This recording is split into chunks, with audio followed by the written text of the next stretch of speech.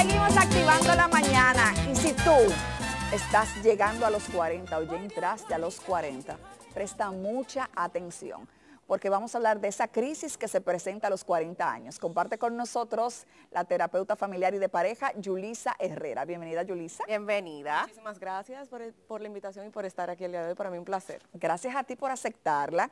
Y es un tema muy interesante el que vamos a tratar. De hecho, Gabriela no quiso participar porque se siente un infante. Claro, ella es una niña al lado de Anabel. De nosotras mía, dos, claro. Sí. Yo tengo 58 años. Y yo 60. O sea que ya lo bien llevado.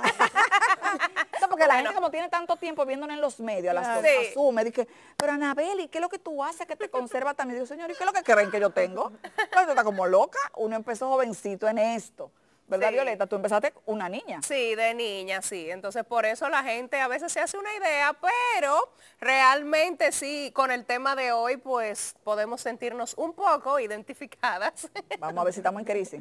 Vamos a ver si estamos en crisis. Primero, bueno, estamos hablando con Yulisa detrás de cámaras que cada década tiene su crisis. Vamos a hablar específicamente de la de los 40. Entonces, ¿qué es lo que caracteriza esa crisis de los 40? Normalmente ya a los 40 hacemos como un stop, como un checklist de todas esas cosas que nosotros venimos haciendo a lo largo de nuestra vida y que tanto era cumpliendo expectativas de otros que no necesariamente son nuestras. Sí, es verdad. Que es lo que normalmente sucede. A veces estamos todo el tiempo como haciendo lo que demanda o la sociedad o lo que demanda mi familia o lo que demanda personas que son importantes para mí, pero de repente hay un momento de reflexión en que nos paramos y decimos, ok, pero de todo esto que yo estoy haciendo, ¿qué tanto de esto son mis expectativas? Entonces empezamos como a hacer como un pequeño reajuste de hacia dónde nos dirigimos a partir de ese momento, si de verdad estamos cumpliendo con lo que queremos o con lo que los demás quieren. Tú sabes que la semana pasada, creo que estábamos en Camerino, yo no sé si tú estabas ahí, Viole, que yo conversaba con Gabriela y le decía de las cosas que yo asumía que uno tenía que hacer a partir como de los 35 años y de cosas que si yo hubiese tenido el cerebro que tengo hoy con relación a la madurez no lo hubiese hecho. Por ejemplo, gastar ese dinero en carteras y zapatos.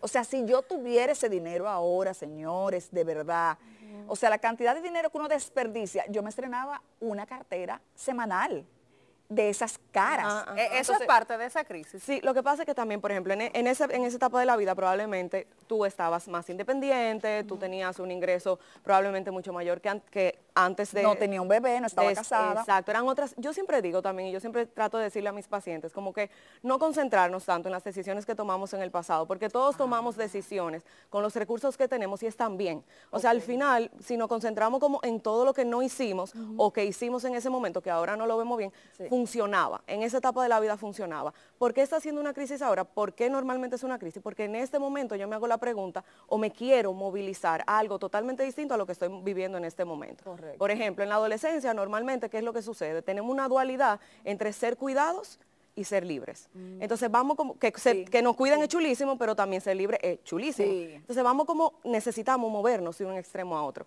Y es lo que normalmente va pasando a lo largo del ciclo vital, como que uno llega un momento que uno quisiera moverse del lugar en el que está, pero aferrarnos a cambiar lo que nos sucedió nos frustra el doble. Entonces yo creo que más que enfocarnos en eso, porque lo hicimos como pudimos, como queríamos, con las habilidades que teníamos, ok, ir viendo poco a poco cuáles son las cosas que yo quiero ir modificando, irlas haciendo al paso, porque también entonces nos levantamos un día y tenemos 28 cosas que queremos hacer diferentes y queremos hacerlo todo juntos. Y la verdad que no es sostenible tampoco en el tiempo. Así mismo. ¿Existe alguna forma de evitar caer en crisis cuando llegamos a cualquier década, ya sea 40, 50, como algo que quizás nosotros como individuos podamos, algún tipo de iniciativa hacer? Ay, no la eviten, no la eviten. Denle la vivir el bienvenida a proceso. sus crisis, porque si no evitáramos la crisis, seguiríamos siendo niños de 10 años, que papá y mamá nos llevan al colegio y que cierto. nos preparen la lonchera. Hay que vivirlas. Pero esas Y hay- características que tú dices, eso forma parte de la crisis de los 40, por lo menos 5 que tú puedas enumerar y decir, mira, esa persona está pasando por una crisis de los 40. Me pregunto constantemente si lo que estoy haciendo llena mis expectativas o no. No me siento, hay una sensación de vacío con lo que hago desde que me levanto hasta que me acuesto. No importa la agenda tan llena que tenga, no me siento satisfecho con lo que estoy. Por eso me pasó a mí a los 30 y pico. Bueno, pero probablemente a los 30 y cuánto. 30, yo estaba en mi mejor etapa, yo decía, y que como que algo me faltaba. Sí, sí, es como esa sensación y probablemente te puede pasar a los 30, también te puede, pero es que es más peculiar en Más los fuerte, 40, ok. porque ya como hemos cumplido esas expectativas que nos demanda normalmente la sociedad o la familia, etcétera, ya es como, ahora dónde estoy, qué quiero, hacia dónde me dirijo. Y a manera de comentario y quizás de pregunta con nuestra terapeuta, a ver si le ha tocado de cerca estos casos. Por ejemplo, conozco mujeres que se han casado, entonces cuando llega esa crisis dice, wow, por tener hijos tan temprano no pude desarrollar mi carrera. O mujeres que han desarrollado su carrera y se arrepienten de no haberse casado Claro, antes. claro, totalmente. Pasan las dos vertientes. Y como yo dije como anteriormente, yo siempre trato de que mis pacientes empatizar sobre todo, porque por lo mismo frustra mucho el quedarnos en esa decisión que no tomé o que tomé y que me trajo este tipo de repercusiones. Y yo creo que siempre las decisiones que vamos tomando son las que nos marcan el camino en el que estamos parados hoy. Yo creo que lo más importante es detectar en qué estoy ahora y qué puedo eventualmente, siempre a futuro, porque ya lo que sucedió no va a haber forma de que lo modifiquemos. Y fueron decisiones que la tomamos, como yo dije, con las habilidades que teníamos, de la forma que entendíamos que era correcta, lo que estaba bien para nosotros en ese momento. Y lo interesante es abrirnos a que quizá ahora no es lo que estoy sintiendo y no con lo que vibro, y que definitivamente yo tengo todo el derecho del mundo de hacerlo distinto, que es lo más importante. ¿Dónde se nota más esta crisis de los 40? ¿En los hombres o en las mujeres?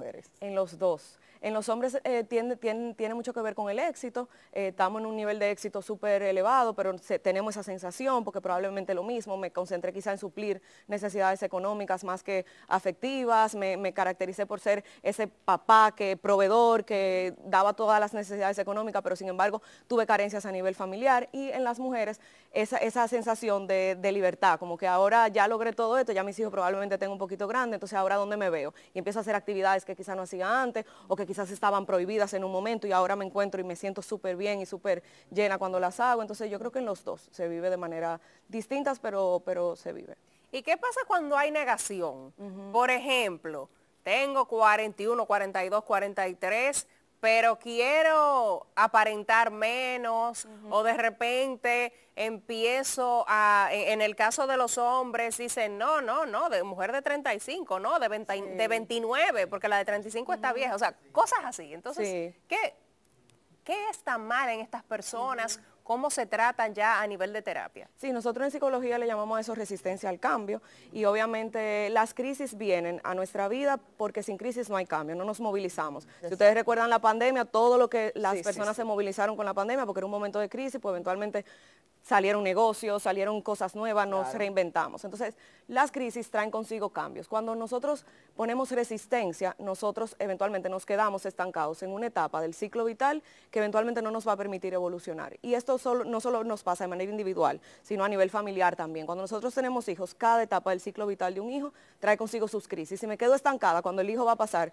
de la niñez a la adolescencia, pues yo voy a seguir tratando a ese hijo como un niño y no como un adolescente, con la libertad que necesita, con la independencia. Entonces, eventualmente de adultos es exactamente igual. Hay una resistencia al cambio que debemos de manera más profunda analizar qué es lo que está pasando con esa persona y cuál es el miedo que tiene a enfrentarse a lo que sigue. ¿Provoca depresión esta crisis? Probablemente sí. Hay sensación de depresión, hay sensación de ansiedad, hay sensación de cansancio, de ese vacío que yo te comentaba, de tristeza, y de síntomas un poquito como frustrantes para la persona por lo mismo, porque es una sensación de qué es lo que yo estoy haciendo todos los días que no me llena, que no conecto, que no... Claro.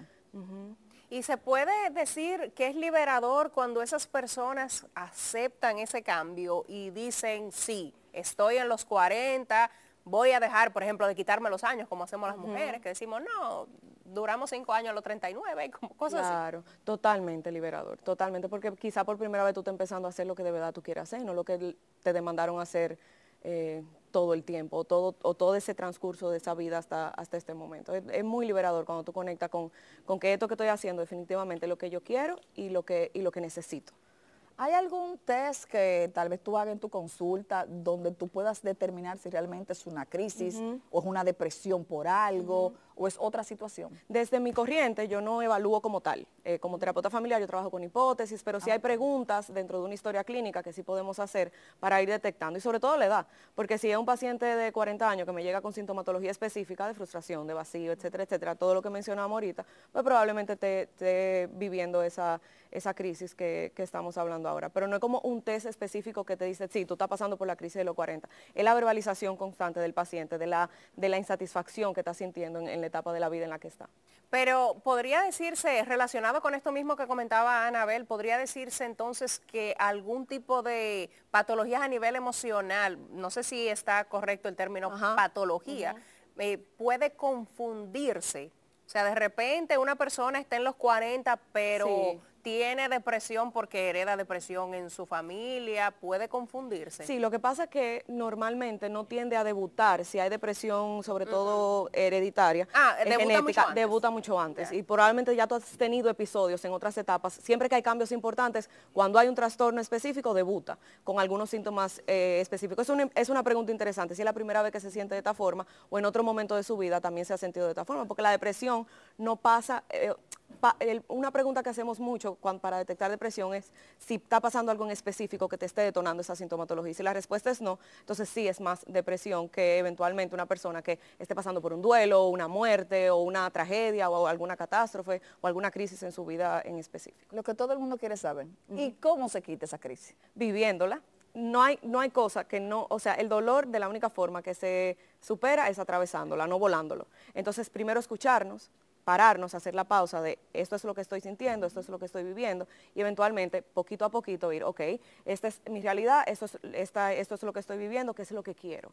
Y ir conectando poquito a poquito con esas cosas que me llenan y que disfruto una a la vez, no todas juntas, no todo al mismo tiempo, quizá un día, un domingo, hacer esa actividad que yo quería hacer desde hace muchísimo tiempo y que no podía hacerlo, quizá un sábado dedicarme a algo, pero poco a poco y volver a conectar con qué es lo que realmente me llena y disfruto. Excelente, muchísimas gracias Yulisa. Estuvimos conversando con Yulisa Herrera, terapeuta familiar y de pareja. Y bueno, usted si se encuentra en este tipo de crisis, es bueno que busque ayuda. De verdad, gracias por la visita.